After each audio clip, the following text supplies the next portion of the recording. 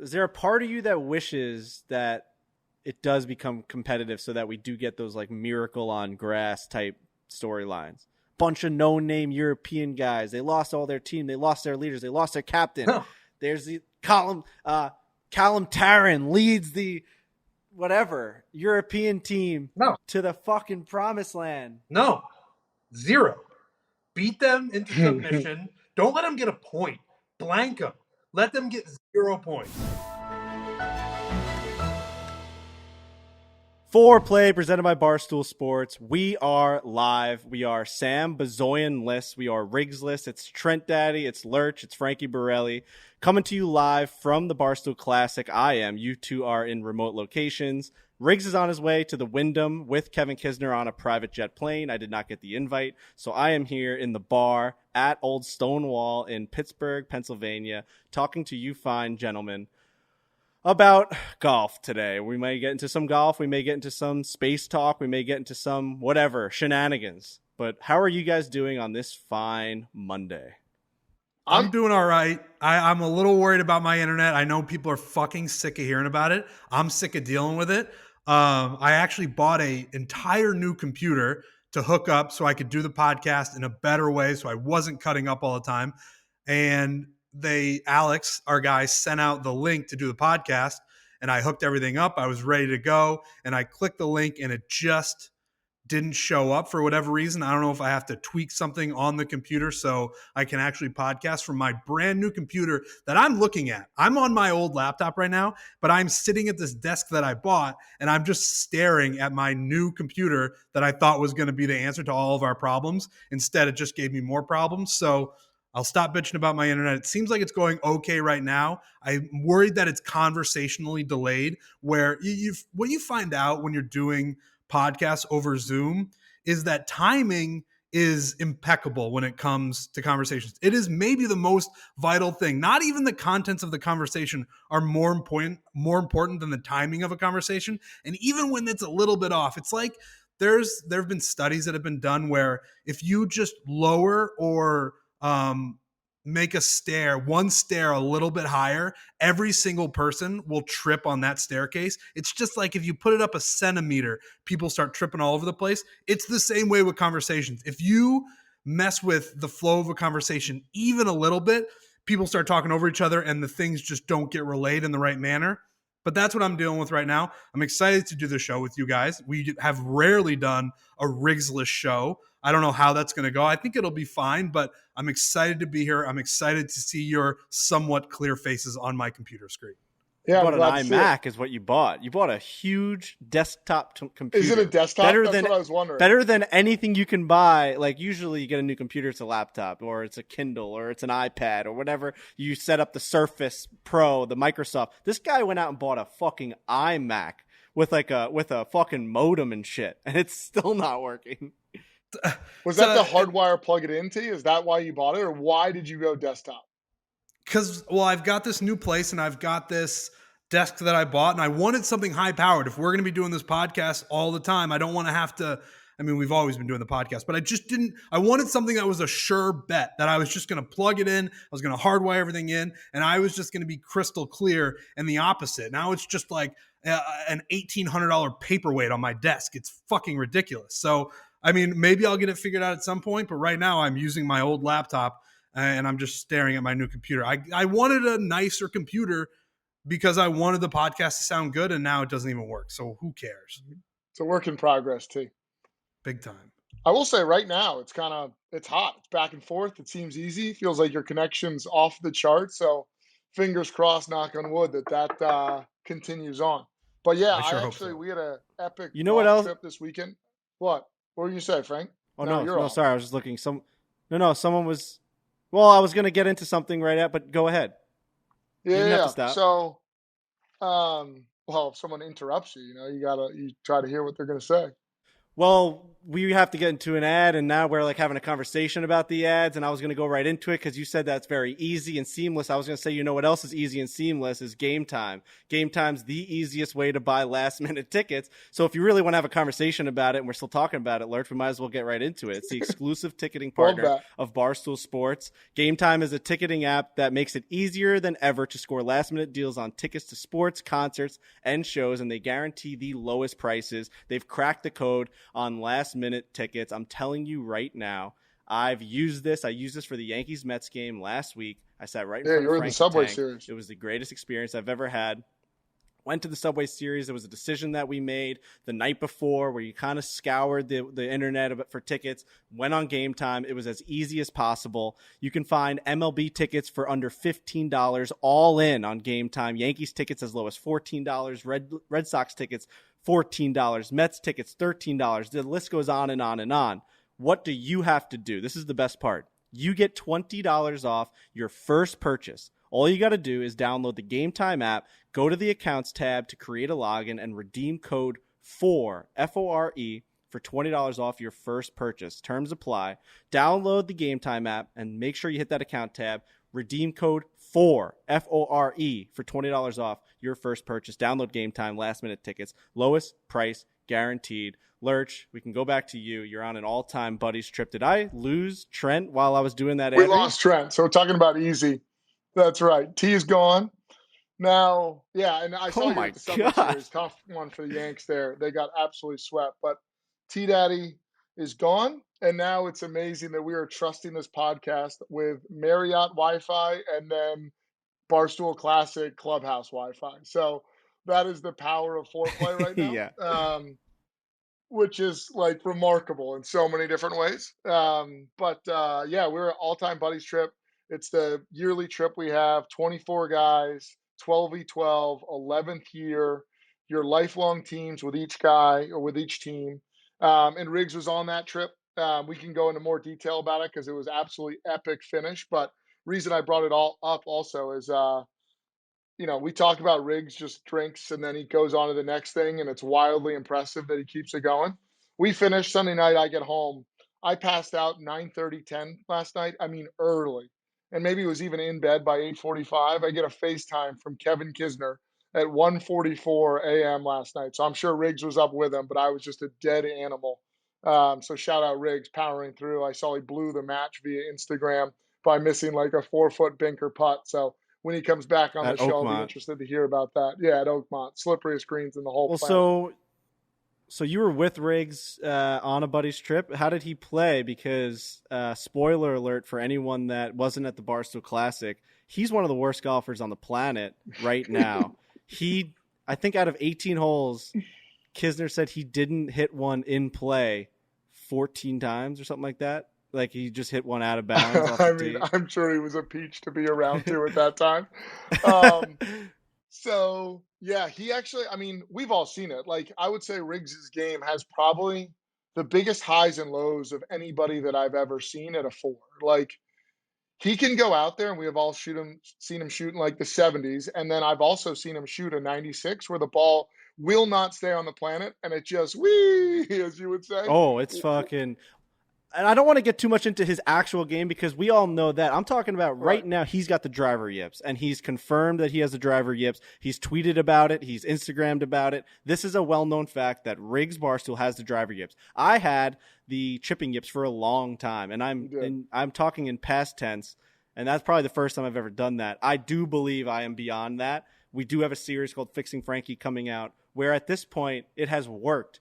And my selling point for you to watch this video series will be watch how I went from a 10.6 handicap 3 months ago to now my current handicap, Lurch, is a 6-1. No, it's not. Yes, it is, dude. I've logged 4 rounds under a 79, including a 76 at Shinnecock the other day with Barstool Big Cat. We were out there Dude, just having the time of our lives. Big Cat, as you saw on Twitter and Instagram, shot a 72. He had a bad 18th hole. Yeah, he just needs to conquer those demons. Really, 16 and 18. I think he had 2 doubles coming in. So that's that's just a tough go for Big Cat. A lot of people mad on Twitter after that post, and I love it so much. It's the best. But yeah, dude, game's kind of coming along. But the reason I bring that up is because I had the chipping yips, and they're definitely trending in the right direction.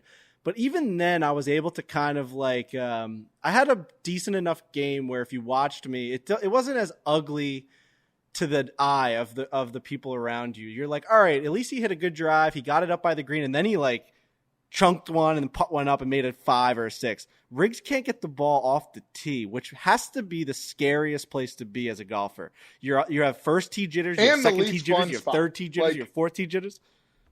By far, you're out of the hole. The second you take your first swing, you're out of the hole.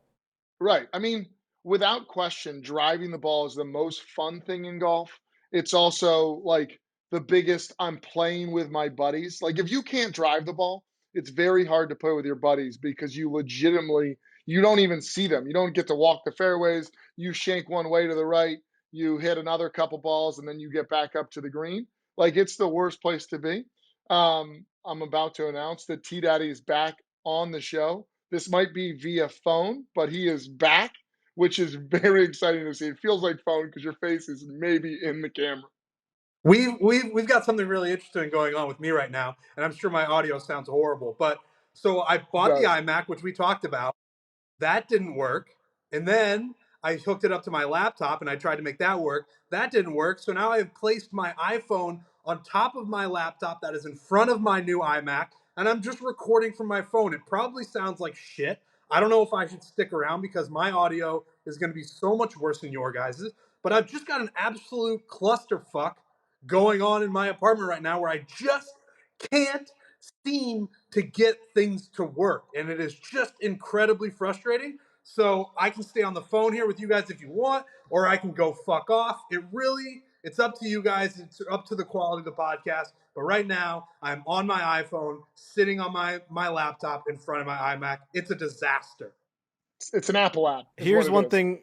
Here's one thing I'll say, Trent, and you're completely frozen now that we speak to you, is I would still record your audio locally on your laptop as you talk to us via your phone, because if you're just thinking about getting this audio through, and now we've lost Trent again. Yeah. If you're just thinking about getting your audio through this Zoom, that ain't going to work because we just can't hear what you're saying. So you either have to figure it out or just like not figure it out.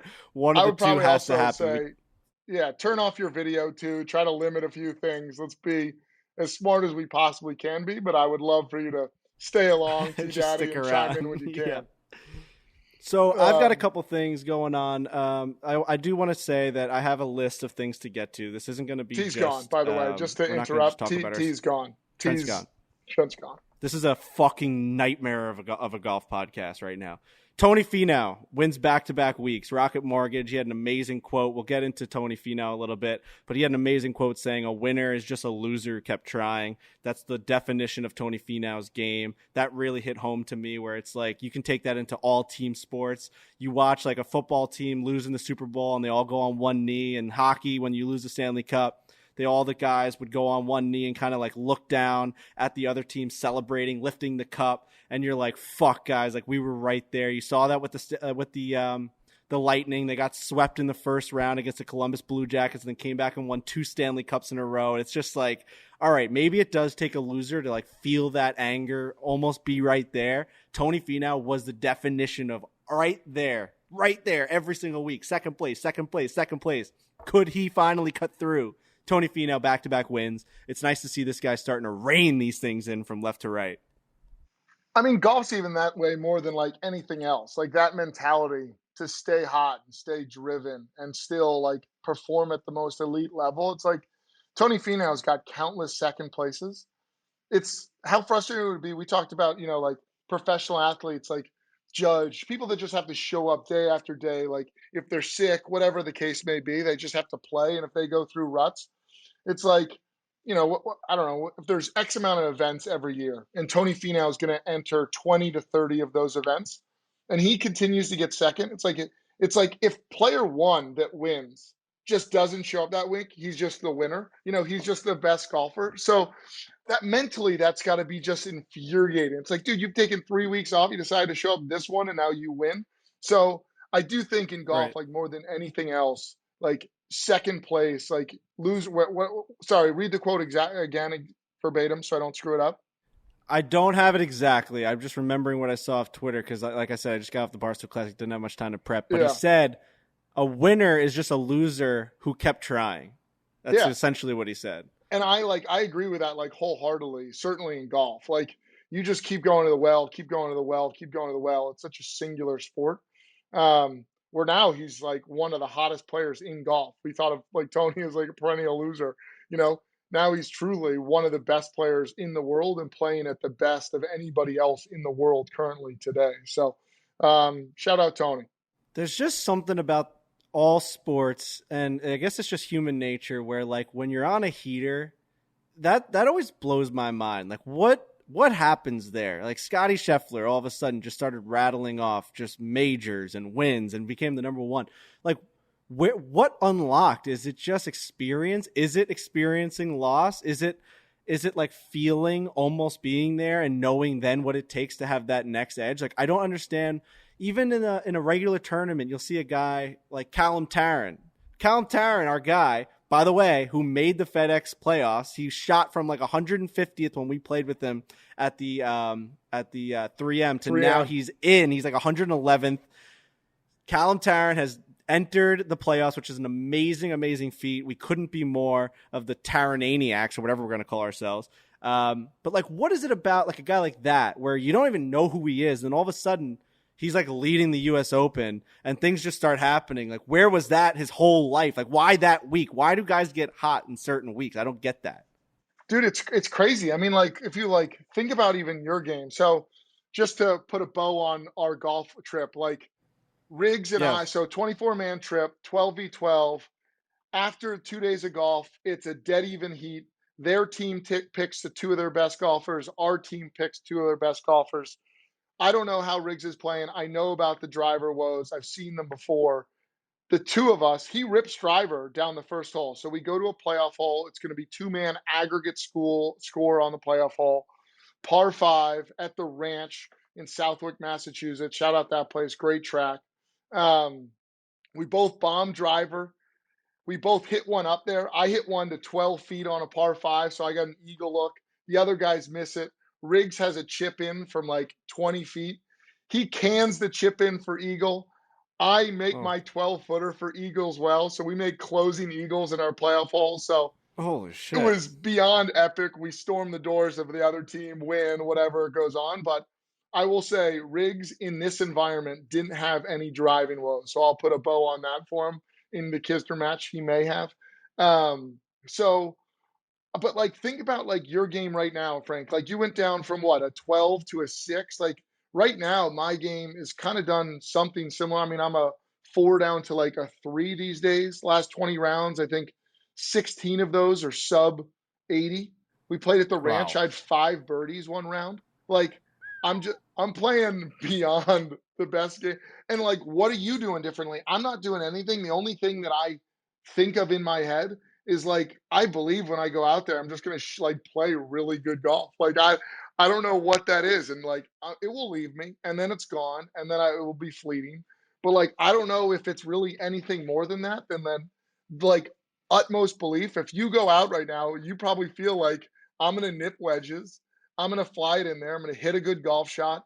I might make 2 or 3 birdies this round and I'm going to shoot a 78. You know, it's like, that's phenomenal golf. And I don't honestly know if it's too much different for a pro than it is like at some amateur level where you feel really good. You know what I mean? Like, I think it's as minute as that. Maybe that's way wrong. Like Dr. Brett McCabe would come on here and be like, you're a fucking full-fledged idiot on this one.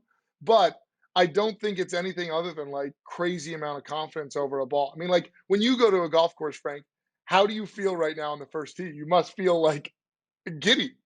Well, yeah. So it's Dr. Brett McCabe type stuff where it is confidence because nothing's changing physically. You're not becoming a better athlete from week to week or day to day. So at the end of the day, it is this. It's the same idea of like when you have a tee shot and you're like, okay, I really like the way this looks to my eye. And then Brett McCabe would say, now, why does this look so good? Like, why is this so appealing to you? And it's like, I don't know. Like, I just feel like the way the trees are, I can like kind of hook it around that. Like, that's confidence. That's all that is. It has nothing to do with like the hole being good to your swing or like the layout being favorable to your game. Like, no, that's just confidence of being like, I'm going to flight this ball exactly where I want it to.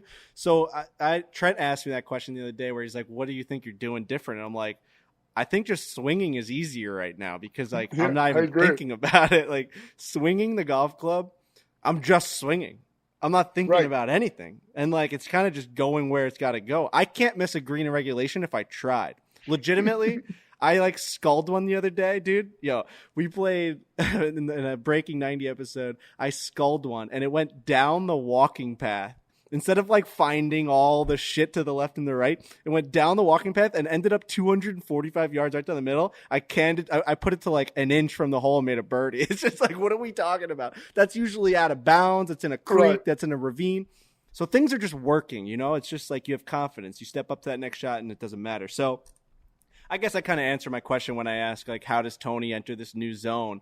He's got confidence, and it's really cool to see a guy like that that's struggled and has gotten, like, the shit end of the stick, even though he's made millions and millions of dollars of being a second-place finisher. He's now he's doing what he deserves, and that's just finally finishing it.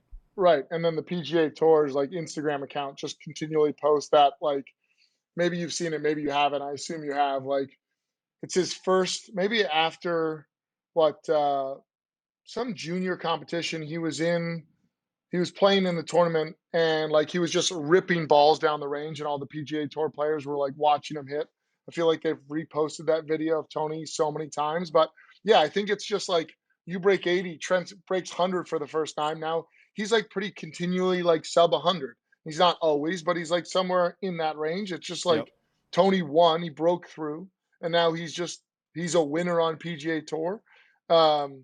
Because it's always been like, why isn't he winning? And so now with that confidence, that Tony Finau drip there, I mean, yeah, it will be interesting to see how he does in the next, like, I don't know, year or 2 years, because I feel like he's got the game. And like, honestly, when you split hairs like it, like what's different than him or like our guy Scotty Scheffler when you like break it down? It's like they just get hot and they can rip the ball around. They've got unreal game around the course. Like, why not?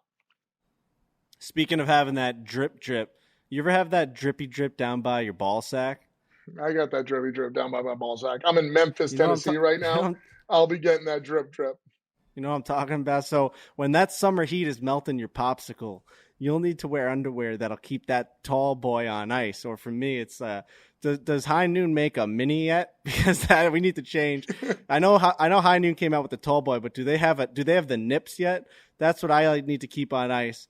Tommy John is a breathable, moisture-wicking fabric that keeps you 2 to 3 times cooler and dries 4 to 5 times faster than regular cotton. I'm telling you right now, this is not just an advertisement. This is not us reading off a script.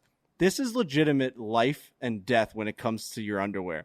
Tommy John is the go-to, and that's coming straight from my heart. When you open up my underwear drawer, I'm telling you right now, the only thing you see is Tommy John's. I can't switch to anything else. It's that much better. Yeah. Tommy John's Apollo underwear has ultra breathable technology, keeps your skin up to 7 degrees Fahrenheit cooler than regular cotton. They've done the math. I'm telling you right now, it's an innovation that you've never seen before. Shop Tommy John Shop TommyJohn.com/Fore right now for 20% off your first order. Get 20% off right now at TommyJohn.com/Fore. That's TommyJohn.com/Fore, Fore.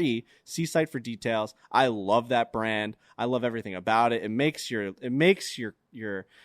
just makes your stick and nuts look fucking cool. Good. Like even if it just makes them look good too. Like you just walk by. Like I've never looked as good with less clothing on than when I'm in my Tommy Johns. It's just like kind of gives it a little bit of depth. You know what I mean? It's like if someone I know exactly we had what a you mean. conversation about like if a blind person reads a book with Braille, did they read a book? Like, or did they feel it? Like if someone felt my body like that with Tommy John's on, they'd be like, something's going on down there. But another underwear, it's like, wait a minute, what's going on? They're kind of just feeling around for nothing. Tommy John's just gives me a little bit of oomph, a little bit of pizzazz, a little bit of what's that? when I was, You know? oh yeah, a buddy of mine would break kind of like our boxers down into like, you've got your A-listers, your B-listers, and C-listers. Everybody, when you look at like, your top row of your dresser, you've got your good boxers, your bad boxers, and you're just like, only in a pinch will I wear these things. Tommy John is just unquestionably A-list boxers. They're so comfortable. And yeah, they do put your package in a little handle for you, real comfy. They've got a little pouch there right up front. You can make it real easy if you're not going to Great. pull down your trousers to take a whiz. You can just pop it out of that top hole there. Yeah, man, they're comfy and they're cool. And like, especially in the summer heat, in the tri-state area, we haven't had rain in the longest time. It feels like we had a little drizzle last night, but just there's a drought. It's hot. It's muggy. And when you're going to play golf, if you don't have a comfy set of boxers, I mean, your world could end the next day with the chafage and the issues that you got going on. So The shout out Tommy chafing's Johns bad. for just, It's really bad. I mean, it's the worst. You ever got a bad chafe? Sorry, I looked. Oh my God, I've gotten a bad chafe before, but not that those days are gone from Tommy John's. I'm telling you, the days of chafing are long gone thanks to Tommy John. Trent Ryan claims he can't call into the show. He doesn't know how that audio is going to work. It's getting to the point now where he's got to be embarrassed of his lack of execution when dealing with electronics. I don't care what the reasoning is. I know that he's done all the things that he thinks he's had to do. But at some point, you have to just figure it out. It's the year 2022. He's a young 30-something person that has worked on the internet for over 10 years at this point. Figure out how to get on here. He's going to say, I've done everything. Whatever, Frankie, you always see the worst in things. I don't give a fuck. Call in, go downstairs, run to a Starbucks, go to a pizza place. Let's fucking figure out how to get this guy on the show. We can't have Trent Ryan not on this podcast 2 weeks in a row because his internet doesn't work. That has to be an unacceptable fact. We almost have to stop the show until he comes on. It's Trent Ryan. He's the fucking lovable person of the podcast. Who the fuck wants to listen to to Lurch and Frankie talk about fucking golf? Foreplay's been dismantled right now because Trent Ryan can't get on the fucking show. Yeah, it's a real sad day. I mean, I just think there's so many solutions for this that it's like, it makes me question his problem solving skills, if we're being perfectly honest. Like, everybody's had just figure it out. Right. You just figure that one out. You just figure that out. Like, it can't be overly difficult. It's really a shocker. We're going to be on the show for like another hour. It's like you can't just be sitting there. You have to go get an answer. Go get an answer. You have like 40 minutes to go find an answer. Go find an answer. I'm like getting angry now, but I still love him. I do want to get into real quick.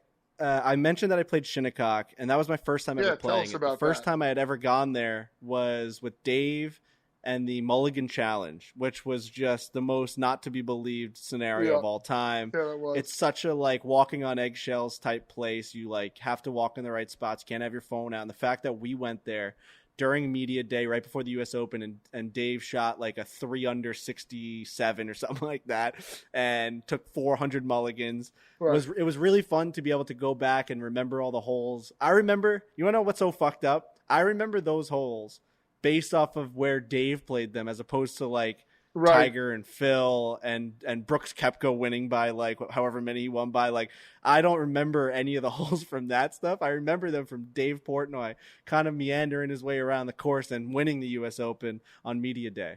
I had one of those days where nothing could miss, and I was kind of floating walking down the fairway. Like, the member Reed knew that something was happening with me where I was I made like 5 birdies at Shinnecock. Like, it was just birdie, double, birdie, par. And one of the holes that I doubled, Lurch, I lost in the fescue where we knew where the ball was. And I ended up re-teeing and made a 4 from that ball. So it's like, I know I probably don't make a 4 out of the fescue. Like, I end up hitting a provisional and then made a 4 from there. So it's a 6. But like, I'm thinking all day, is that a 74? Like, if I just find that golf ball, then you can't, like, you don't know if you're going to hit it on the green from the fescue, whatever. You can't get into it. But if it's just a better drive, Lurch, it's a 74. 100%. Dude, when you start getting down to those numbers, you start being like, woulda, shoulda, coulda. And then you also forget that, like, 22-foot you canned that had, like, maybe 7 feet plus pace going by the pin that, like, somehow nipped the hole. And if it didn't, maybe I 3-putt that instead of taking a 1-putt on that. Yeah, there's all the... So here's a moment that's kind of similar to that where it's like you can't really get mad is I think it was 16 or 17 right before that, which I love the 18th hole. I was just like tucked away on the left side there. Yeah. But I think it's the 17th hole. We were going in and I hit a drive on the left because the 17th is not a par 3, right? It's the last par 4 before the 18th. Okay. And I hit a drive on the left and I kind of got lucky. It was like hard pan stuff, went through fescue. And I had a second shot with a wedge in my hand. And I hit all ball. I'm talking, I sculled this thing. And I scream. And I'm in a heated match to like the death. Like there's presses going on. I'm playing out of my mind. People can't believe it. And I scream, "Sit! Oh, fuck!" Because I knew I was on the precipice of an all-time round. And everyone around me is like, what's he complaining about? The ball drops next to the hole, and it sits on the edge for an eagle. And I have a kick in. I'm talking I could have blown on this thing birdie coming into 18. And everyone looks at me like, look at this fucking asshole having the round of his life, screaming, almost like throwing my club in the ground because I thought it was way over the green.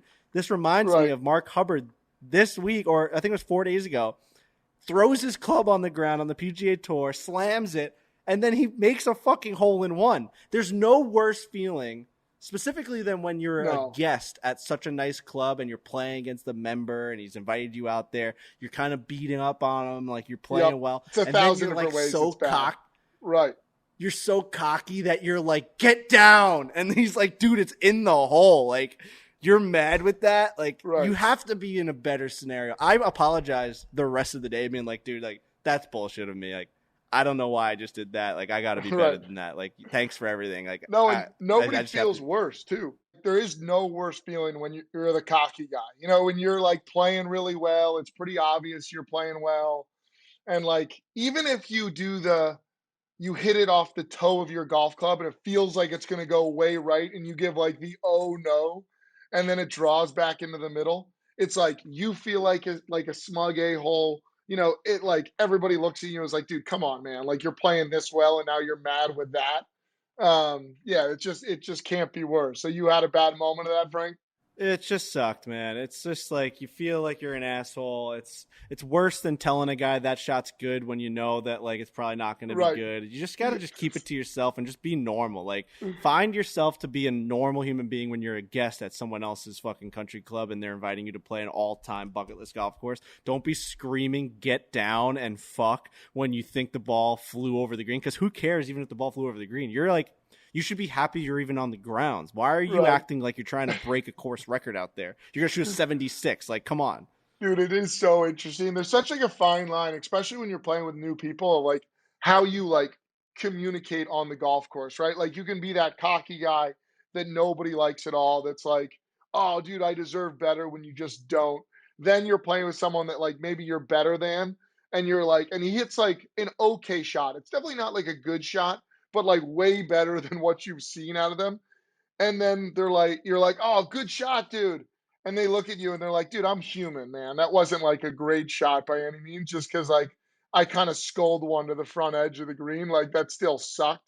It is always a tricky one of how you like communicate well with kind of who you're playing with and, you know, and whatnot. Oh, here's something.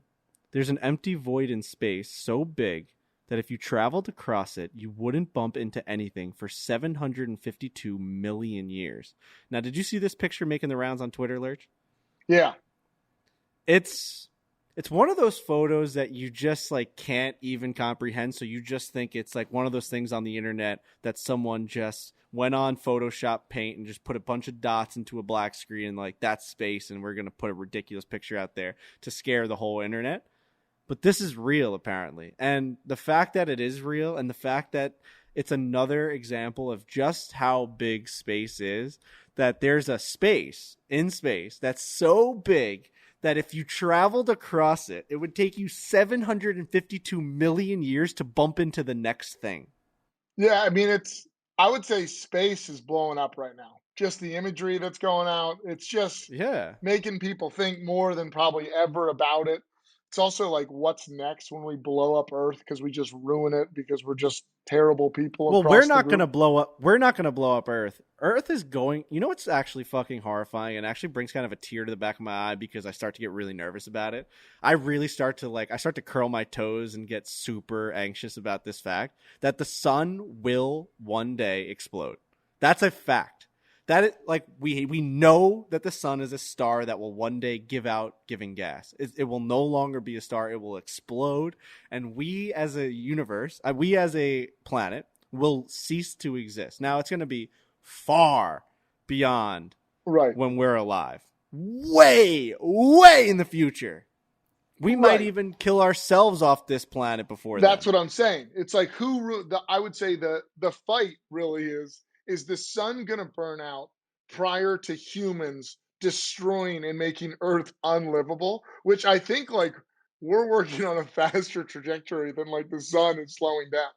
It's the reason that no matter what happens on this planet, we're not here forever. So all this stuff we're doing, you would think has some sort of lasting memories or reasoning for why we are doing it. And the thing that keeps me up at night is that it's all for nothing. It's all for this no. It's not finite amount of time. It is. It's that dark. It's for a finite amount of time in the grand scheme of things over billions and billions of years.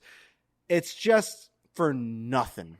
No, but think about all the joy that will happen from then till now. You know what I mean? Like, it's just, oh my God. Is that Trent? Trent.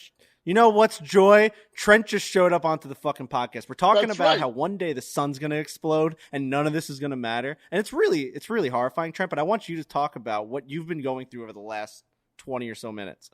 Can you guys hear me? Yeah. Yes. Speak.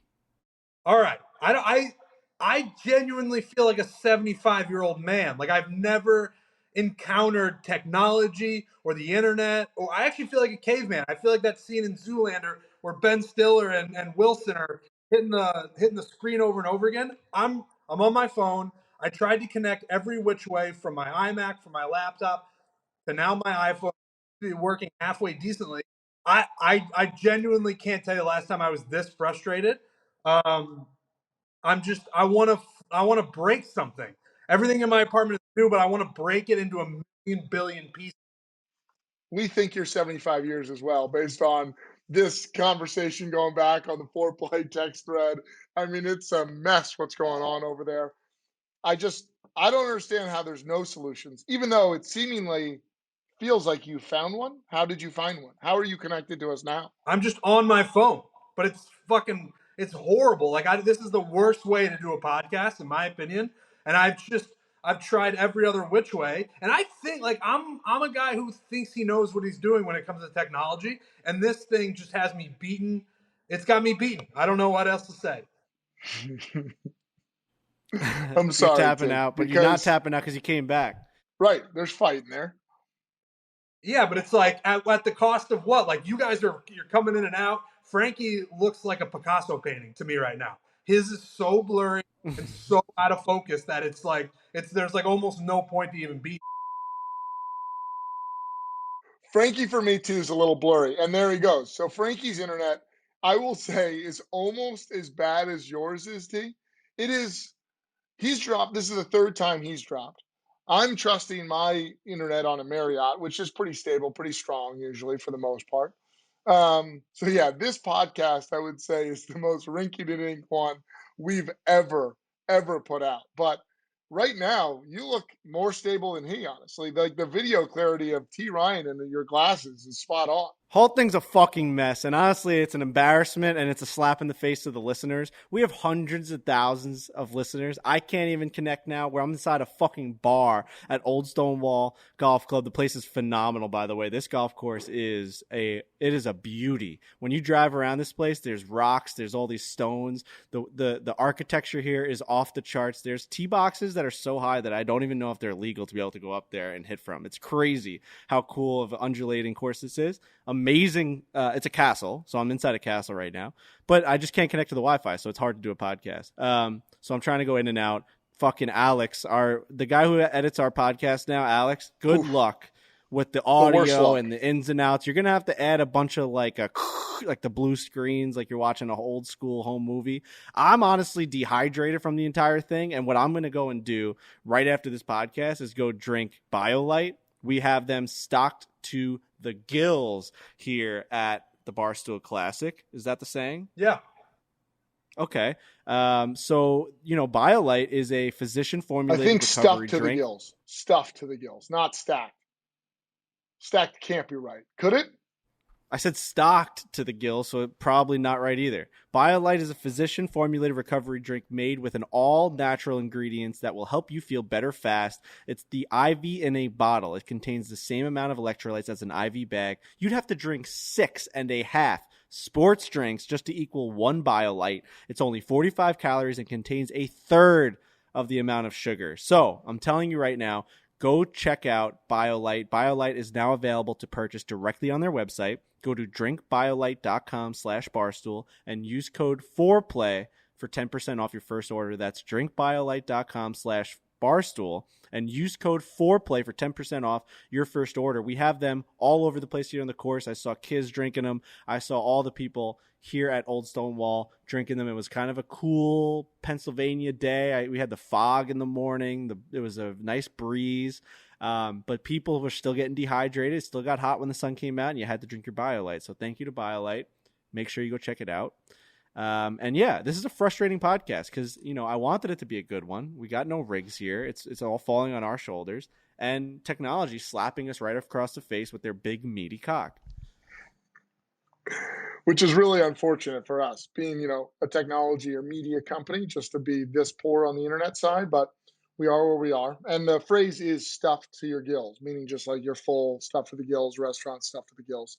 Now, I don't know where it comes from, but that is the phrase. It is not stocked to the gills, which is. I thought the word that came before, like the word you used to describe what it is, I didn't think that mattered as much in that saying. Stuffed, filled, stacked. You know what I mean? So it's all about just saying to the gills. As Right. long as you get gills in there, you're good. I think so. All right. And does that have to do with a fish? Yeah, I think I'm you're just assuming completely full. it has You to can't do with breathe. the fish? And do fish get that full? I mean, I don't know. I don't know much about fish, honestly. Trent, do you ever get drippiness around your nutsack? Drippiness around my nutsack? In what way? Well, we were talking about Tommy Johns before, and they're moisture wicking. And one of the lines on there is like, if it's trying to melt your popsicle. And sometimes if I'm like, I'll notice that like it's going to start getting real wet down there. And I was wondering if you ever suffer from those same situations, or if Tommy Johns has corrected that for you. Pre-Tommy John, I would have described it as swampy. Okay. Like Yowzer. It's never a drip. It's like, I just stepped into a sauna down here. Oh, speaking of sweating and dripping and sauna, you hung some art in your apartment recently. And I saw that you posted that it was a fucking workout. And I want to know, how'd that go? And how did you come to the decision to put the art that you put up? Yeah, so I'm in the process of moving into this new apartment, and it's slowly coming together. But historically, living spaces, I haven't put anything up. I don't ever know what to put. It's the same reason I've never gotten a tattoo. I am just like not that attached to things where I want to permanently put them on my body walls. So what ends up happening, I end up with a tattoo-less body and an artless apartment. So I'm now trying to like think about things that I like and put them up on the walls. So I've done that a couple times. Yeah, on Friday or Saturday, this was a little premeditated because I ordered these record shelves that you can put records on. I ordered those, and then you can put them on your wall and you can display what records you have. So I did that. I ordered 4 of those, and then I hung them up on the walls, and I had to measure it all out. I wanted it in the middle of the wall that I put it up on. I had to have it in the middle, and I had to have it going straight up because if they look cattywampus, people are going to walk in and be like, if they look what? What? If they look what? Cattywampus? Yeah, you got it. No. What's that? You knew I was going to comment on that because you smirked. You fucking smirked when you said, "Oh, I want to put these things up on the wall, but if they look cattywampus." And you fucking gave me a little smile and you gave me a wink. What the fuck is cattywampus? Who uses that in terminology? I would give you the definition of it if any of my 4 screens worked. But the one that I'm on, one thing that I'm working, somebody look up cattywampus. It means, offset or wobbly. So it's the first thing that pops up. Cattywampus. What is cattywampus? The alternative form of cattywampus is crooked, skewed, slanted, or off. What the fuck? How did we get there? How did we get there? I've been using cattywampus my whole life. I figured people... You're a big cattywampus guy? It's just a mouthful. It's just a word that took me back for a second. I never really heard it. I do like that. I really like your decision. I thought that was really cool. Now you can like swap those out too, right? Like whatever you're into, like it's almost like if you're bringing girls back, it's like, ooh, like what's the mood for tonight? Are we going fucking let's get it on Marvin Gaye? Is he going to fucking Limp Bizkit break stuff with me tonight? Like what's going on? So I really like, the whole vibe around that. That makes me kind of feel a little tingle. Yeah, I actually thought that was a borderline really good idea where right now I've got the 4 up there that I put on Instagram, but like you're saying, if the mood strikes in a different way, I can just out. It's like it's wall art, but it's cycling and it can be whatever it wants to be at any time, and I really like that about it. And it came out pretty well. I'm a fan. Well done. I'm a real fan. You don't want white walls. Hard. White walls are depressing, so you got to cover. White walls are bad. Up. And there's something about it's really it feels like a really good achievement. Like there's a sense of like accomplishment when you do line it up in the middle. I've had to do some like gallery art wall, and that was a nightmare because you have multiple things going left and right. It's got to all be kind of centered and proportional. And when you finally finish it, you look at it and you're like, I did math. Yeah. I used the arts. Like I have a creative eye, like everything that my brain could possibly conjure up to make sure that we made this happen worked. Like I used a lot of brain power, and it's a real sense of accomplishment. I did. I felt very accomplished after, and it, people seem to like it. I like it, and that's really all you can ask for. But now I got to figure out other ways to decorate in my apartment. I got to buy more stuff. That's not the end all and be all. I mean, it looks really nice, but it's just like one very small part of my apartment. So it's a work in progress, but I was proud of that.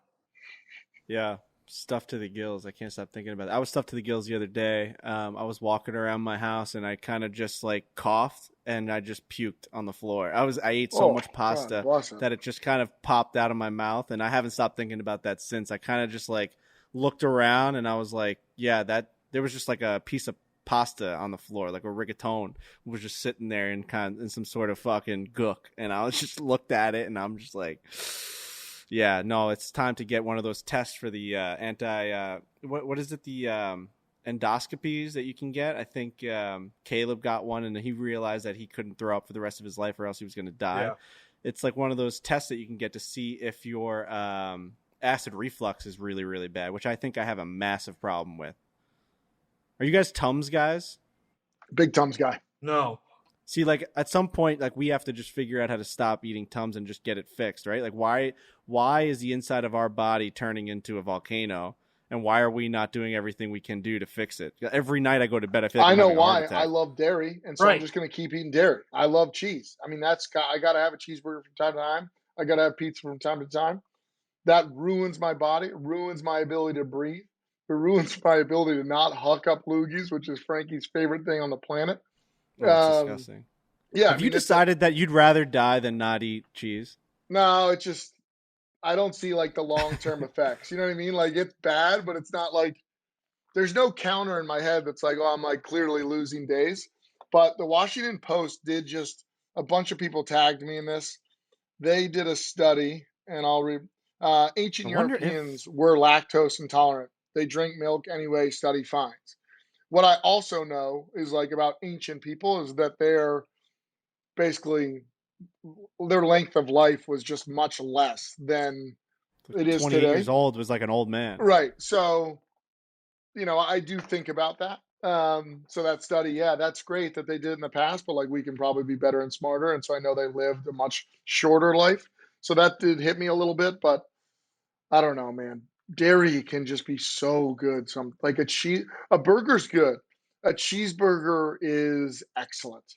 I just had Excellent. one today at Old Stonewall. It was really good. It was fucking grilled perfectly where the edges had the charcoal crispiness. Yeah.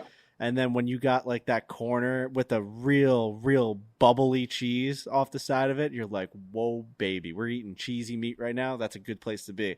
I do want, what's up, Doc? I want people to be able to message me about what are the negatives of constantly having acid reflux. It has to be burning up some part of your esophagus or like entering your lungs or some. I'm picturing a volcano and lava and it like just bubbling inside. So I do want to know if I do have to get that fixed. I mean, because I think gut health is like the number one thing you want to be cognizant of and have like a good, healthy gut, because I think that stems into so many other issues. So if you are throwing up or you just feel awful about everything that you eat, which is like me, it is not a good thing. I would love to know, besides doing a crazy like 1 day water cleanse and things like that, what is really good for your gut. So if people want to tag me in like things that are good to eat and good to repair your gut, I'm totally down to try to eat more of those things. Because I'm walking around as fat as I've ever been. You know what's a really bad grabber Yeah. that I've noticed now? Somebody FaceTimes you and you're just like getting into your car and you pull the seatbelt strap down. That's one of the worst looks in the game, especially if you're holding the phone down by like the transmission, you know, where you're throwing it to like park and drive and whatnot. Dude. If the phone's down there and it's looking up at you and the seatbelt's grabbed one of your side boobs and kind of pulling it a little bit, you see how little definition you have. Like I got this like loose Pinehurst t-shirt on. As soon as that seatbelt grabs the middle of it, I mean, I don't look good usually, but I look like a billion Dude, pounds. bro, that's the worst. And you know how bad the titties are getting? Somebody at Pup Punk titty scooped me. Some fucking Oh, fan you asked for was that like, though. no, bro. It was like in conversation. He's like, Frankie, you're looking good. He's like, look at you. And fucking gave me a little flick. And just, I felt his index finger grab a lot of meat right there. And Yeah. it flicked up. And we both looked at each other like, fuck, dude, that thing reverberated. Dude, That thing fucking went, whoa, whoa, whoa, whoa, so whoa. love this kid to death. Speaking of just nightmare stories for big boys. So, Tia, we just finished up a golf trip this weekend. I was telling Frankie about 24 guys, 12v12, Ryder Cup style. You're on those teams for lifelong. Um, we got this guy Fitz on the trip, Scott Fitzgerald, great cat, from Weymouth, Massachusetts, real character. But he is like 350 plus, and he's like, I would say he's, well, how tall are you, T? 5'11". 6, 5'11". He's like right in there. He might be like 5'10", 5'11". He's somewhere in that mix. So he's a hunk of meat, and he's not like, he's no weightlifter. You know what I mean? You never confuse him with being like the strongest man alive. He's got some pounds to give, but he is like a sneaky good athlete. Like he was throwing high kicks and whatnot. Anyways, the only reason I bring him up is so we just finished our round. We're having kind of like beers on this deck. We're up in the Berkshires, having a good time. And he comes walking up the deck and he meant to like kind of like scoot around things. But when you're that big, you know, you don't have like the ability to look straight down. You got to like notice objects before you get there, Yep. or else you just can't look over your gut to actually see them. Like he can't look down and see his feet. And so, anyways, he came barreling onto the deck. He like shimmied around one cooler, but his other foot just caught a cooler. And oh my God, I mean, he went down as fast as he could, smacked his face. And the funniest thing about it, like, you know, when you fall, like you got to get your hands out. If you don't get your hands out, it's a complete mess. I don't know if his hands are tied up or whatever the case may be, but oh, I mean, his face hit the deck, squared out. His body kind of just like spread on the deck a little bit, like he was down. And it was one of the saddest big guy moments of all time. And when he like stood up, he was clearly like humbled and confused based on the moment of just like a bad body moment. Like it was bad all around. Love my guy Fitz, but that was a poor moment for the guy. I'm just glad the deck honestly stayed up. So yeah, when you have those bad body moments, there's nothing worse. You feel so like lonely and open. You know what I mean? Like you can't hide any longer. Like a t-shirt, clothing it's all about hiding how pathetic your body is, certainly as Americans. But when those moments happen and you unveil yourself to the world, it's a scary place to be. Yeah, dude, there's a reason I wear those Carhartt shirts every day. Those bad boys are starchy. Like it's basically like, That's cardboard. yeah, it's cardboard bordering on metal. It shuts everything off. Everybody always tells me like, "Oh, you look so great. Are you losing weight?" And it's like, no, I just wear the right clothes. Like I know what clothes to wear with my body, and it has to be something that's impenetrable. That the titties and the gut can't get through. It's all about planning. So yeah, the soft titty grabber shirts, I'm out on all of them. Yeah.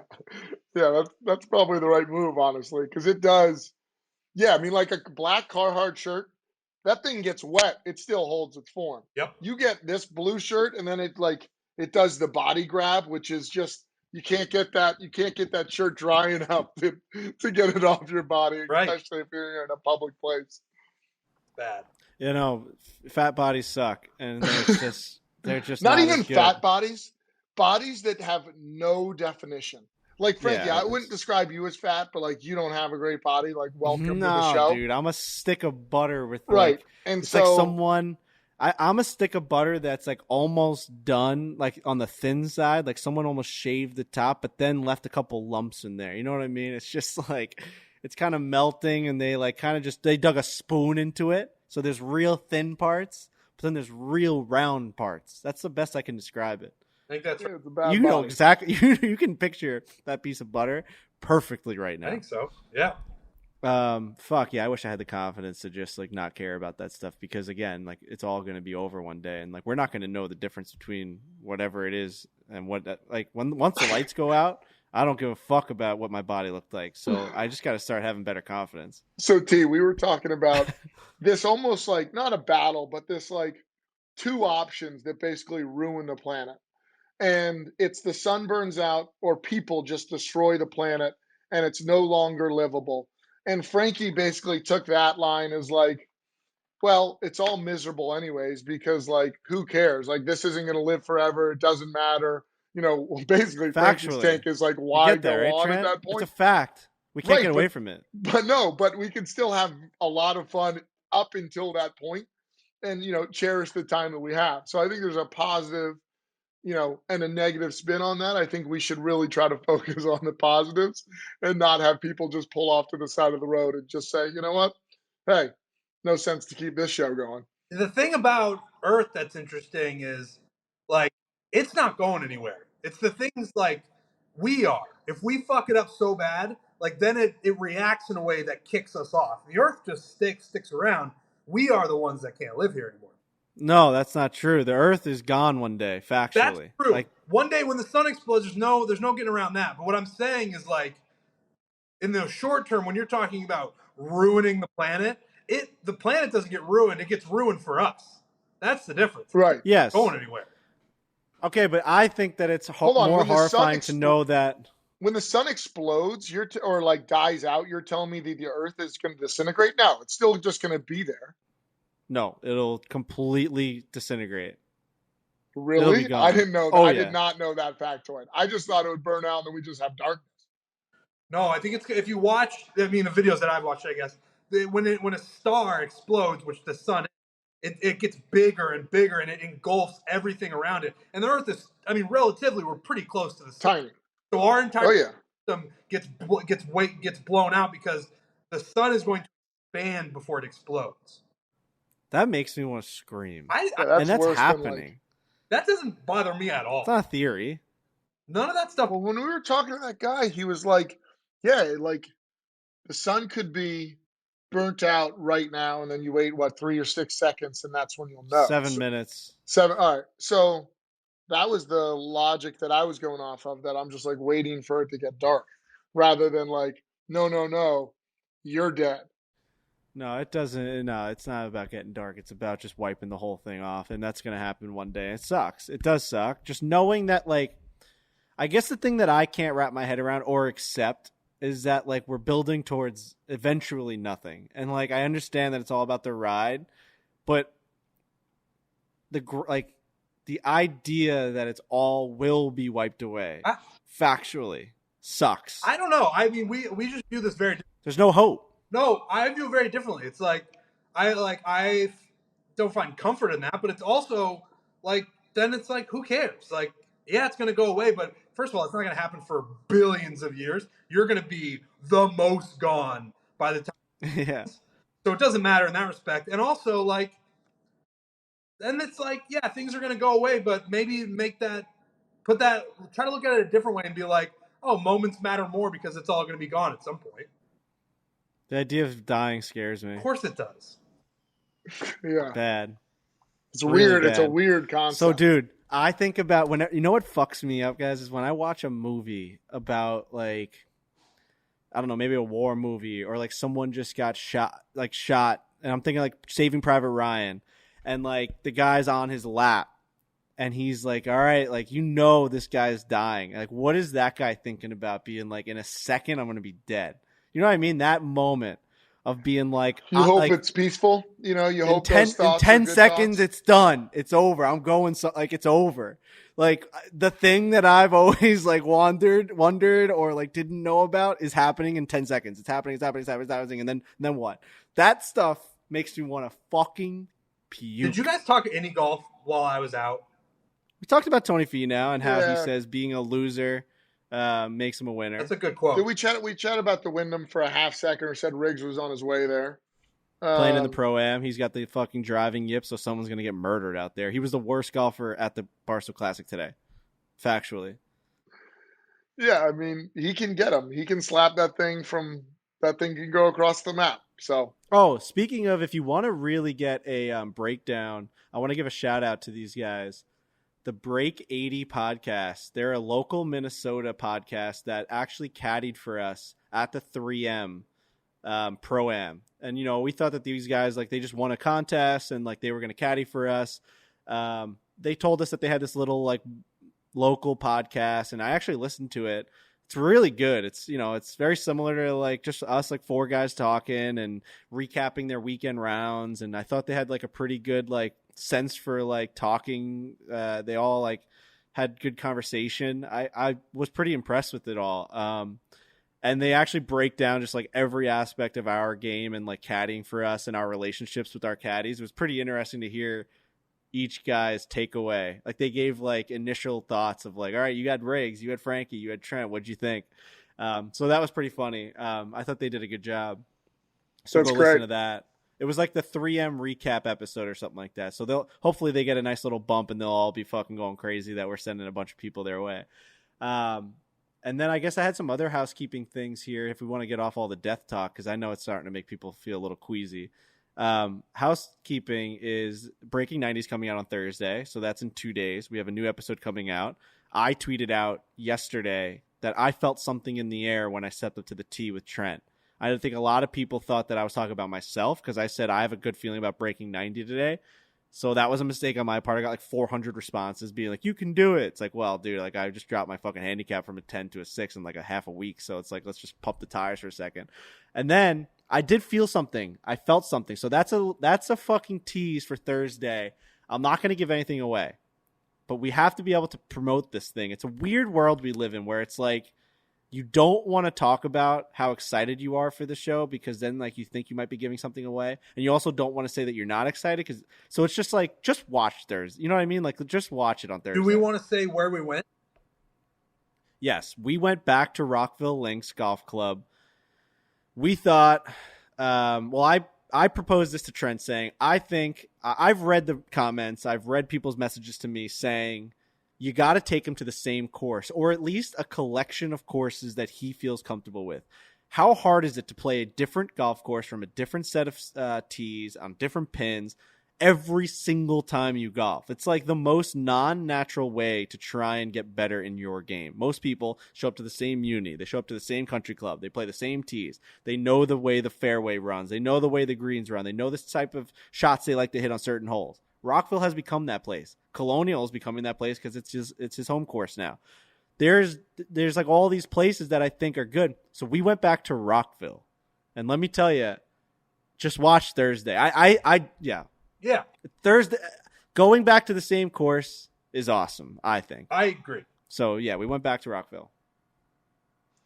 That's So I went great. back Good to vibes Rockville. for sure. I mean, like if you, Really good that's vibes. why I like, I always like playing against somebody that's like is always a member of is a member of a country club. They say they're like a 7 or whatever, but they play that same exact course. I feel like actually for all of us having the handicaps we do, and people obviously knock us all day long for being bad golfers, but I actually feel like on average we're better than the average like 6 or whatever you are, T and myself, because we never play the same place. We always play somewhere new. It's always different winds, different pins, different greens in terms of how they roll, different like natural misses.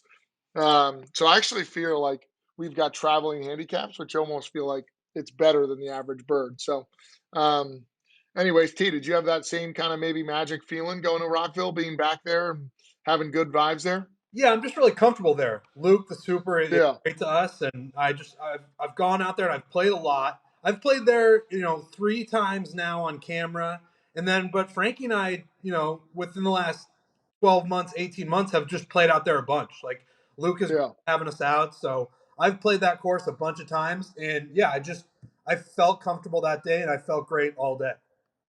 nice. That's awesome. Before we get into some more housekeeping items, I want to get into Sling TV real quick. Sling TV, we've all cut the cord. We're moving into new places. It was the easiest way to be able to watch our favorite programming on all of our TVs. Sling TV has something for literally everyone. Every single favorite TV show on all your favorite channels, all at your fingertips. But no matter what you're looking for, you can watch it on Sling, whether it's sports, news, today's hottest shows. Plus, you can explore thousands of other movies on shows and shows on demand. And getting Sling is super easy. We all did it. You sign up and you start watching in just 5 minutes, stream on any device, and record up to 50 hours with included DVR space. Plus, you will never get locked into a long-term contract, which was my least favorite part about the cable companies.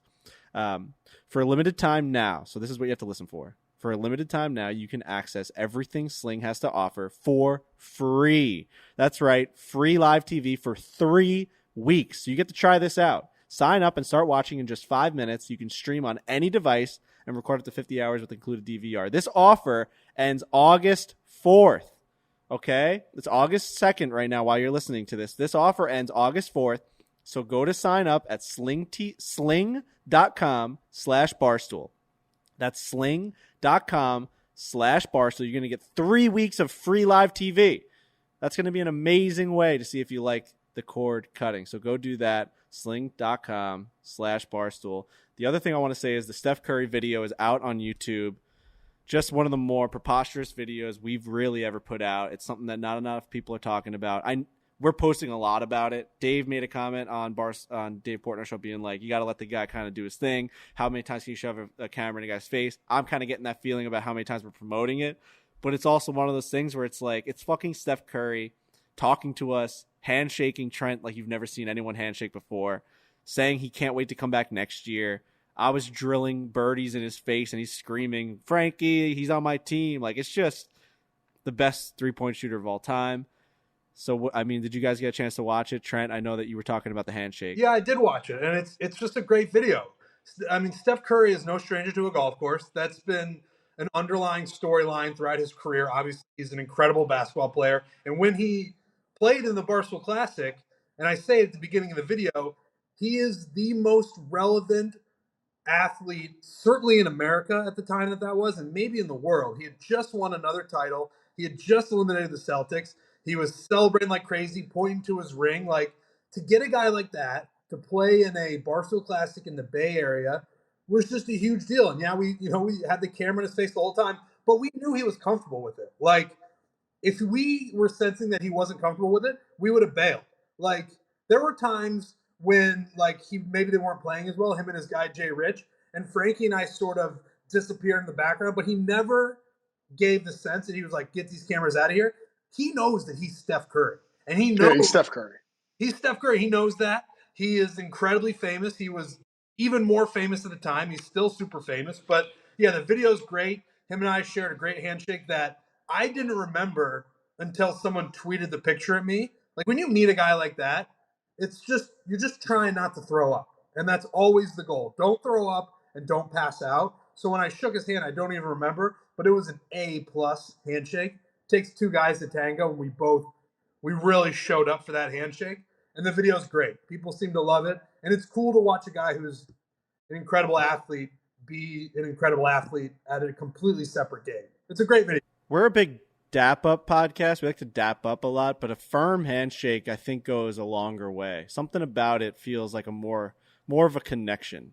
I dapped up Tiger Woods after he gave you guys fist bumps in Australia. That was an amazing connection, but something about a firm handshake is different. You guys had a real firm. It's like a sense of like we both respect each other. Let's go in for the real thing here.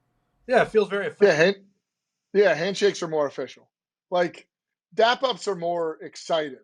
Like, Rory gave us those lessons, big dap up, like that was epic. But like, yeah, handshake is like we're both here and almost like we're seeing each other on like even playing field. It's also Steph Curry. Like I want to be right.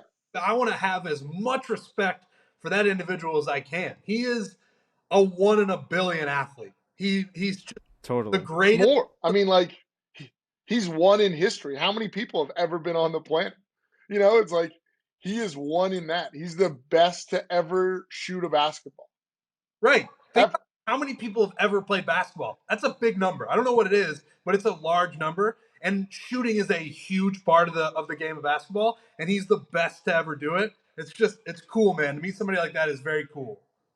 Dude, he's so sweet too. Cause like sometimes he like has the form and it like, okay, that looks like it should go in. Cause he kind of like spots up and throws it. Other times, dude, he just like dribbles down the sideline and like just throws up his hands and it's just nothing but net. It's the coolest thing that he can get off a 3-point shot with literally no space at all, seemingly no form at all, no time, and like just kind of like huck it over there. And every time it seems to go in. Well, it's insane. That was the interesting thing when we interviewed JJ Redick. I asked him about that. I was like, what makes Steph different than you, than Ray Allen, than all of these great shooters that have come through? Like, what makes him just that much better where he is the best ever? And his answer was super interesting. But part of it was that every time he catches the ball, he catches it the right way, the way that he wants it, regardless if he's dribbling down the court or if he's coming off a screen or he's just flailing. Every time he shoots that ball, the spin is the same and the grip is the same. He just has a way. He's practiced it so much where he can just get the ball and maneuver it in 0.2 seconds to the way that he likes it and shoot it. That's what makes him the best ever. Little things like that. I'm actually playing with JJ Redick tomorrow, golf, and that's going to be an all-time moment in my life. Just like going out there with arguably one of the best. I don't even know if it's arguable. Like one of the best college basketball players of all time. For sure, one of the biggest names. You ever see how much money he actually made in the NBA just off career earnings? Of course. No. $112 million. Yeah. Fuck. He had a good thing going, man. It's fucking a lot. Dude, that's a fucking lot of money. He was also that guy at Duke that like nobody, because he was always won, free throws, the whole bit. And then I feel like in the NBA, like, I don't know, I feel like more people liked him because he was playing basketball, grinding it out, and not like that superstar, and still showed to have like an awesome role, seemed to be like a great person. Yeah, man, he's an impressive person, like in many different regards. Yeah, he carved out like a nice niche, and it's hard to say niche at $112 million, but if I remember, Right. the Clippers deal was he just got an insane amount from the Clippers, and he was just a shooter. He was a really good shooter. It's awesome. I can't wait for that. I'm going to be pretty nervous about it just because I don't know if he's the best. I don't know that I'm going to be nervous about his golf game. It's going to be a different type of nerve where it's like he's just JJ Redick. He's got a big name, and it's like you just seen him your whole life. You've kind of just watched him in the biggest games. So, who's in the group? Anyone else we know or no? Yeah, we got Barzy going in there. I got Barzy playing from the Isles, and then I don't know who else is playing with him. So it should be a pretty good all-time Frankie Borelli golf group. So that'll be fun. I do want to say we got quickly on the JJ before you get into that. T was mentioning one contract that he had. Yeah, he had a big one. 70 mil with the Sixers. Sixers, he signed a 2-year deal, but the first year he got paid $23 million in the year 2017 and 18. So that was a good year for the boy. What was the Clippers deal? Clippers was just a longer deal. That was probably worth, I don't know. First year he got paid 6.5, 6.7, 7 million, 7.3. So that was just a longer deal. The 76ers, he went 23 million and then 12.25 the next year. So those were real solid back-to-back years. Wow.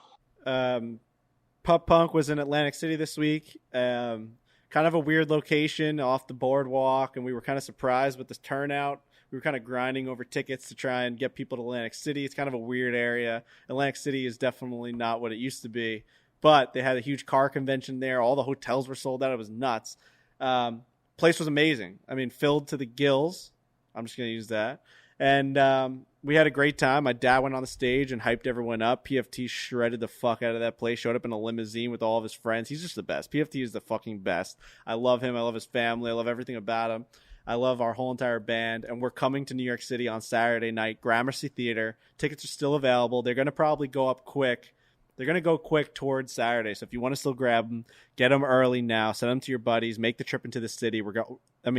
I think we've set aside like 50 tickets for Barstool employees are coming. They're all hopping on a bus and getting there. It's going to be an unbelievable experience. I can't wait for it Saturday night. Trent Dad's going to be in the building. Yeah, I'm going to be there for sure. I'm just going to take the train in, go right to Gramercy. It's been a while since I've been to a pop punk show. I think the last one I went to was Mulcahy's, and that was a couple years ago. But they're just a lot of fun. Yeah, they really are, and they're good. The band is really good. PFT is good. Robbie Fox is good. Roan is good. Frankie is good. It's a great band to just go see. And if you're looking for something to do on a Saturday night, what's more fun than going and seeing a band that's going to play old hits that you can sing along to? It's just a great night. Well, that's my thing, and my dad was even saying, I mean, he was like the biggest pump up the tires guy of all time, so he'll say that we were great anyway, but he was kind of looking around that night being like, no one has a bad night at those events. Like, you're either at the bar getting drunk with your friends and you're like listening to music, or you're up by the stage going absolutely fucking crazy because you're just like all in on the experience. You're like at a concert. It's not a real band, but they're playing 90s music and you know every single song and like the people up there you kind of know because you listen to their podcast and now they're playing instruments. It's just you look out in the crowd and no one's having a bad time. So and regardless of ticket sales or whatever, or me trying to push and advertise it, I genuinely do think it's a fun night. So take that for what it is. And then I want to say this is kind of like bringing down the mood because you don't want to think about going back to school. I used to always hate counting down the days to when September was rolling around. It was like the worst feeling of all time. You're like cruising through July. August feels like, all right, it's starting to slow down a little bit. And then September's coming and it's like a whole year of school is about to start. No worse feeling than that. But we do have a back to school early fall merchandise line launching very soon, August 10th.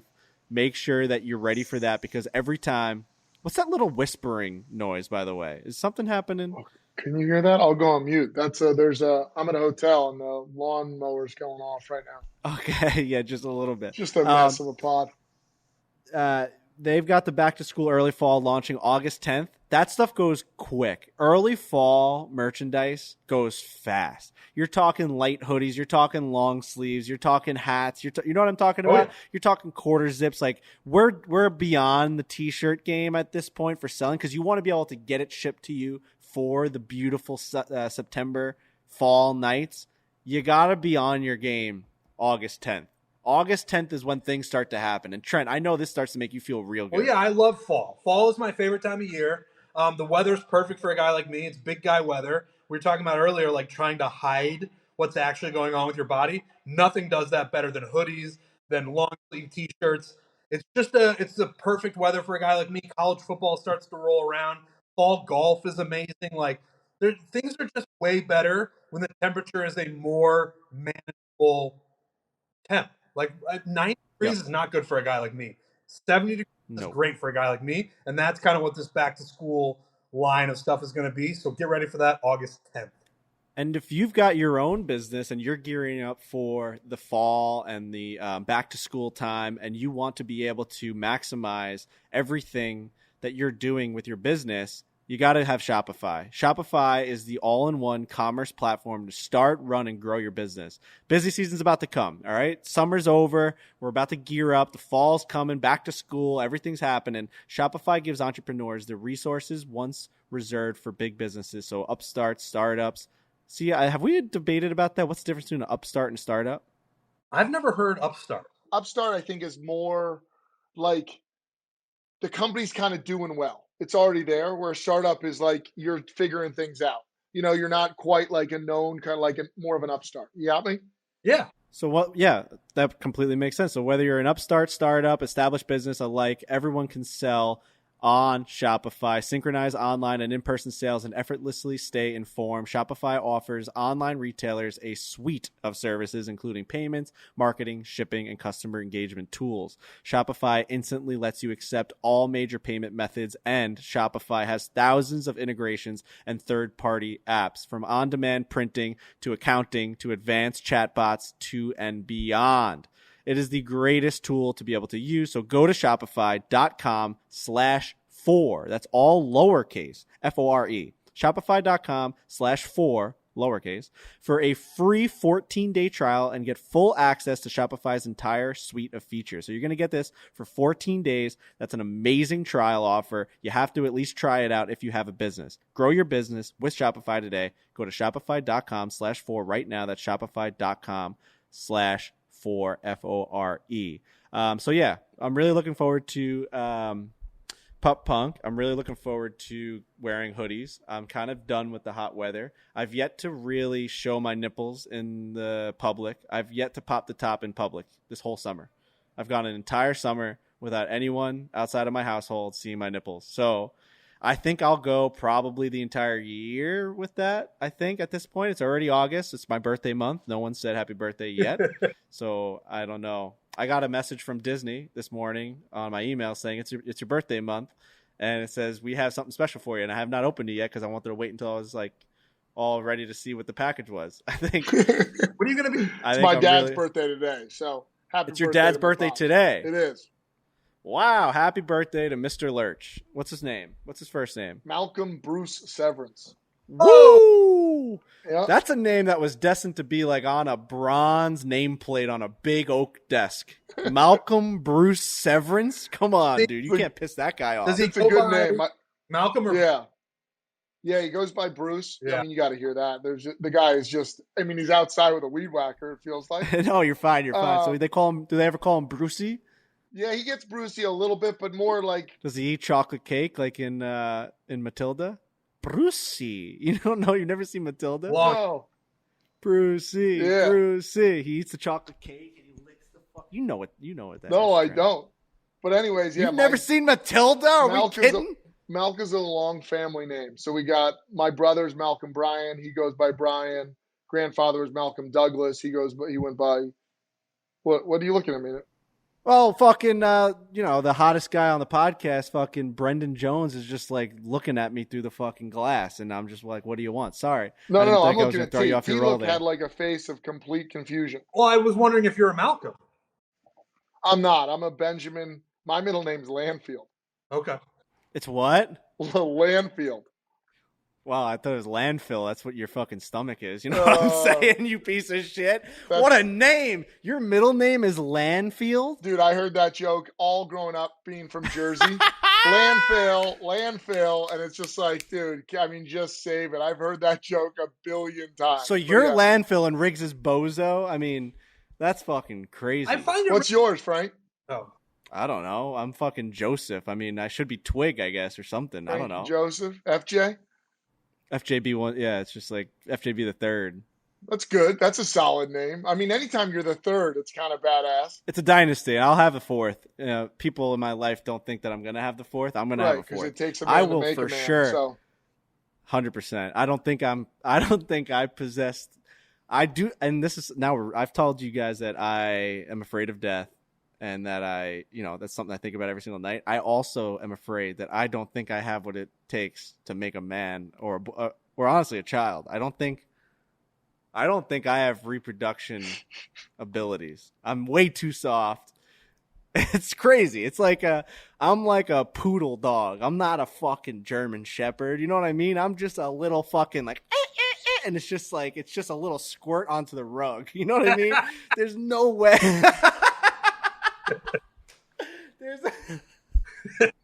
There's no fucking way. There's no fucking way I can plant a seed and just fucking have it grow, bro. It's an empty capsule, dude. There's no chance. But I think I don't think that's right. I think you probably can. I mean, I don't feel it in my bones, dude. I don't feel it, man. I don't have that. I don't grow hair on my chest. I don't fucking, it is what it is, though. Whatever. Yeah, I mean, I don't know. I mean, I was gonna compare that to your dad, but your dad's a man. He like runs. He's a man. Yeah, it's a man. That's waking up early, getting the dough ready, getting the restaurant ready. Fucking mustache, fucking tan. Yeah. Nah, I'm not a man, dude. I'm just a boy. We're losing that generation. That generation of like men. Like my dad's a man in comparison to me. That name, dude, Malcolm. Dad, it's like, come on. We're just not even. We're losing that, which is sad. Yeah, no, it's. I actually got on the plane today, and somebody walking down. I'm in Memphis, and some guy walking down the aisle that just had a shirt. You were walking in Memphis? No, I was walking in Memphis. Ooh, that's walking in my street, bending on the feet. I might turn that on. It's hang up. Fucking Mark Cohn. Mark Cohn's the singer of that song. He just had a shirt that said "I am a man" right on it, and it gave me a small chuckle. I like the shirt. But what are you looking at? My dad would never wear a shirt like that because he exudes it by the way that he is. I hear you, but I think, yeah, but I would say people are different in terms of like vocals, and it feels like it looked like this guy was maybe a little bit more vocal and wanted to tell the generation of everything that's going around in our world that, we need men. Yeah, we do need men. I mean, we've got you. I would consider all three of you guys men. Trent's definitely a man. You're a man, Lurch. And I'd say Riggs is a man. He played hockey at Harvard. He's got fucking men features. He's got the fucking. He's like abrasive. He's got the bald head. Everything about him is like manly. Abrasive makes him a man. Yeah, for sure. I'm a soft little baby. You know what I mean?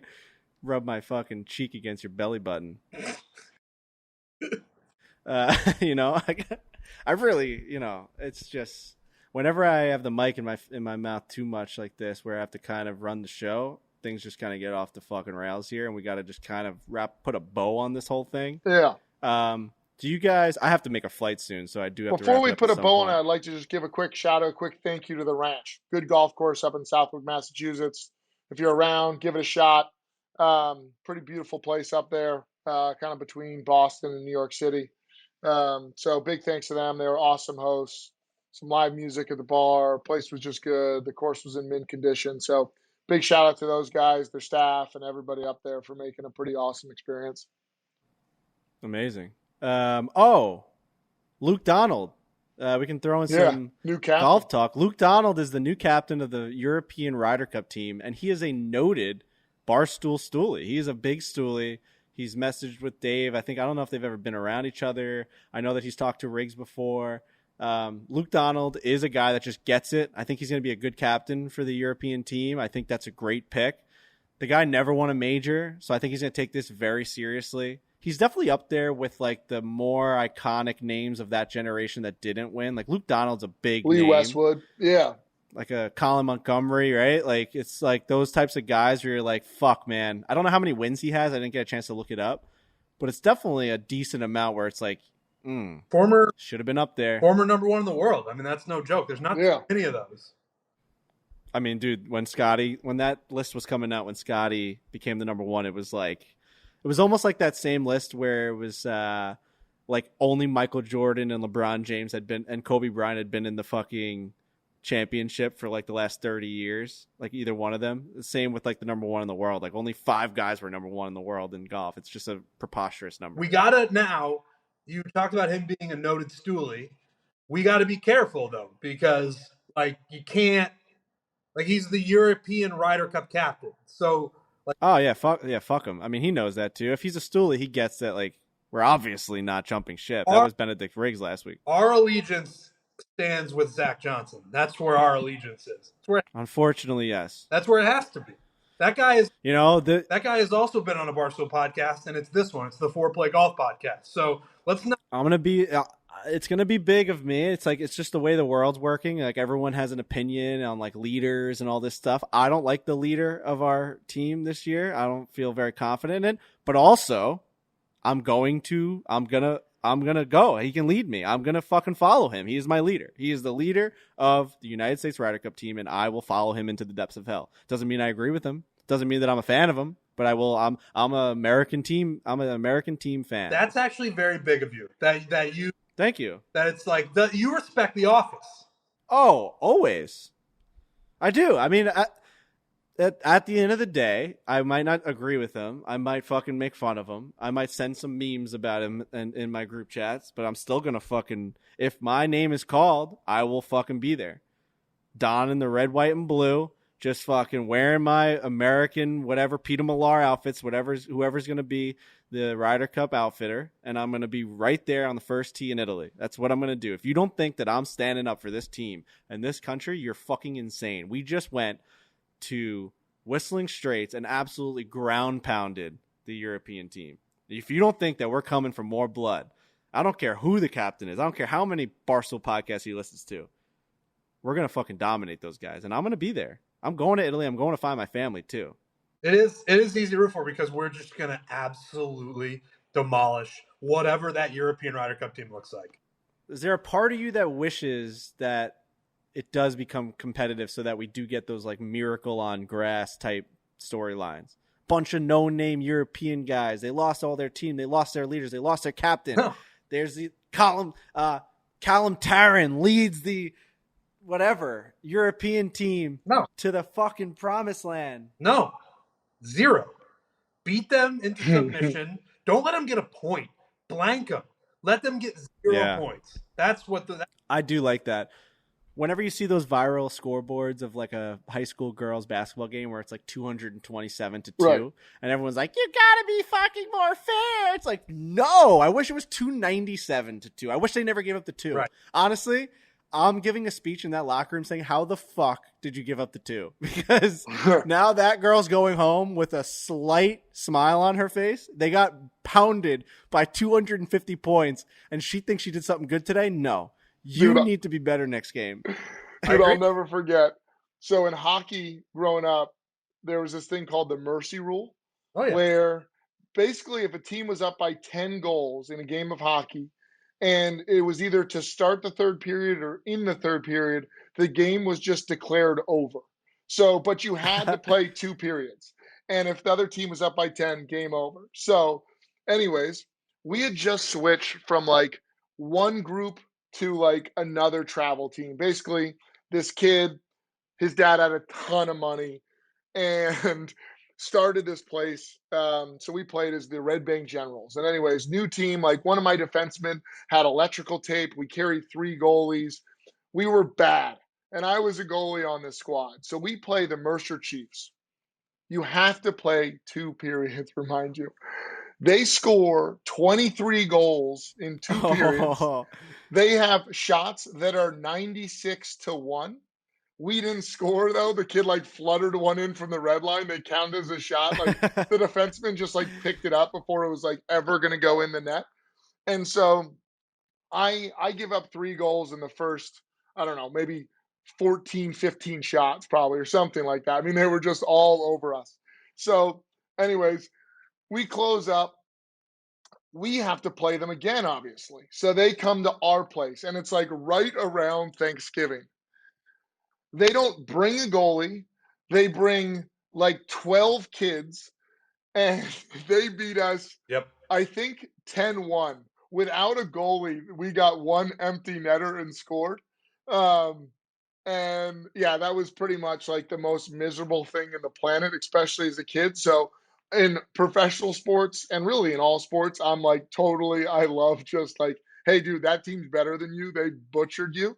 But I do think at the kid level, if they're dead, I like the mercy rule. Also, it's funny as hell, but it's like, dude, as a parent, you're like, all right, it's Sunday.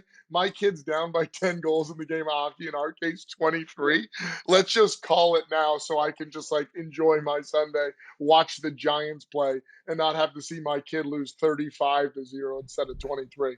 Yeah, you gotta end it at that point. I mean, I understand that, but yeah, I guess so. I guess if you can continuously crush them within the mercy rule allotted time, then I love that. But you also said you made them mercy, like they like begged for forgiveness. You know what I mean? They beg for you to stop. They're literally on their backs being like, please, no more. It's like the lady at that Pro-Am, that famous video that where she just keeps teeing up and killing everyone to the left. Somebody tell her to stop! It's like she has to stop doing this. She keeps re-teeing and pulling drives into the crowd. Right. But yeah, no, you have to just move on with your day at some point, especially if you're the parent. Maybe you have to go get a haircut. And where would you get that haircut, fellas? At Sport Clips. How long has it been since you guys got your haircut? I'm going on a way too long. It's getting really long on the sides. I go once a week. Sport Clips. Wow. So you go to Sport Clips once a week. I haven't been in like 2 or 3 weeks. We've got one kind of by our house. I will be going right when I get home. They also say that this could be a rated R brand safety one. So cock, balls, pussy, and ass. Well, it might be. So I mean, I don't know. That's rated R. No, or is that X? No, that's R. You put that in a movie, it's instantly R, and yeah, it might go X. Jake Bass is nervously looking at me through the window because we'd have to make a flight in 3.5 hours. So he's like, he just kind of took a walk, and I could hear his breath through the bulletproof glass. How long has it been since you got your last haircut? Well, it might be time to head to Sport Clips. They've just developed a brand new, super relaxing signature scent on their perfectly steamed hot towel. Nothing better than a hot towel, specifically at Sport Clips. It's been formulated specifically to bring the relaxation of the MVP haircut experience, which we all love, and they're going to bring that to another level.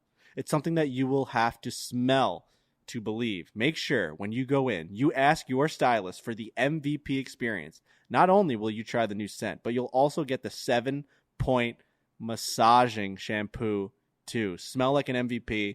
Sport Clips, the pros in men's hair. We love Sports Clips. We love Sport Clips. We go all the time. And you just got to keep your hair nice and tidy. There's no better feeling than getting the sides cut, getting the back nice and, trimmed up and shaped up, because once it starts to get long, and for me, it starts to get like all greasy and curly on the corners and the back, and you rub your hands through the back of your head, it doesn't feel good. Nothing better than that feeling of getting the fucking buzzer to the back, and then you start to rub the back of your head. It's nice and soft, like a wet old baby. I love that shit. So I got to make a flight, boys. I'm heading back. I'm playing a good golf course tomorrow. I won't say where I'm playing, but I will probably recap the round on Thursday, on Thursday's show. We'll have hopefully Riggs can get Kiz for a little bit. He's flying on a plane with him right now to the Wyndham. Kiz is a defending champion at this golf course. He played the Barstool Classic today. And didn't go to the practice round at the Wyndham, which is hilarious. Here comes Jake again. He just did another circle. And then he's just like, they didn't sleep last night. And I'm sure Riggs will talk about that. They didn't sleep. I mean, Lurch got a phone call at 1:45. I got a phone call at 1:45. My flight was delayed. He was very mad about that, Kiz, that I didn't make it to the craps table or wherever they were doing at the casino here in Pittsburgh.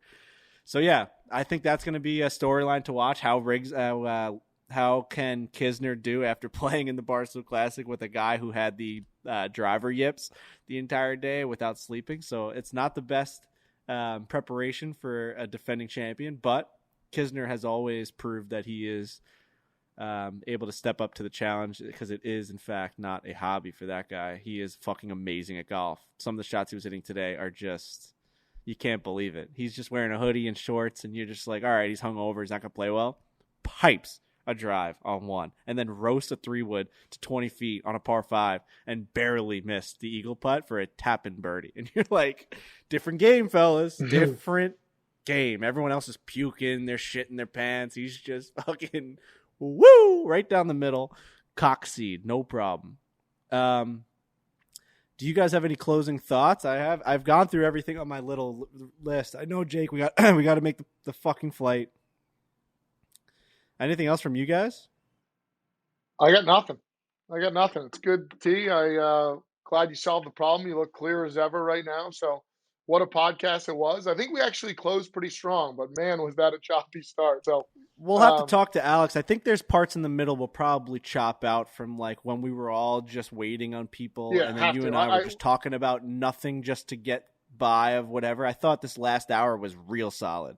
Honestly, we kind of got in a roll. Yeah, when you jumped out like twice or three times, I told Alex, I was like, we're just going to cut all this, I assume. And he said, yeah. So we can talk more about that offline. But anyways, travel safe. Good seeing you fellas, and we'll see each other later in the week. Hopefully by that time, Nazem Kadri will be an Islander. I'm hearing a lot of rumblings about that. I don't know if it really works for our team. He's a center. We don't need a center. We need a winger. We'll see what happens. Trent, I got you. Hold on one second, Jake. He's getting real bad right now. Imagine if he had to do this podcast. Imagine if he had to edit this thing. He'd be losing his mind. He's neurotic. He's a neurotic dude. He's just he's running around. I know we got to go. You got to get away from the mirror. He's got to get away from the window. He's just looking at me. I'm going to finish the podcast, dude. Okay. Let's finish this thing. He's driving me up a fucking wall. I love Jake. They guys fucking grind their dicks off. They just fucking filmed a full 18-hole match with Riggs and Kiz, and now they're flying back, and then he's editing Breaking 90. Brennan's just sitting here shaking his head being like, my life is fucking hell right now, dude. His life is fucking hell. I got nothing left, fellas. I've talked all the amount that I could talk. Hit it hard. I love you all. Hit it hard.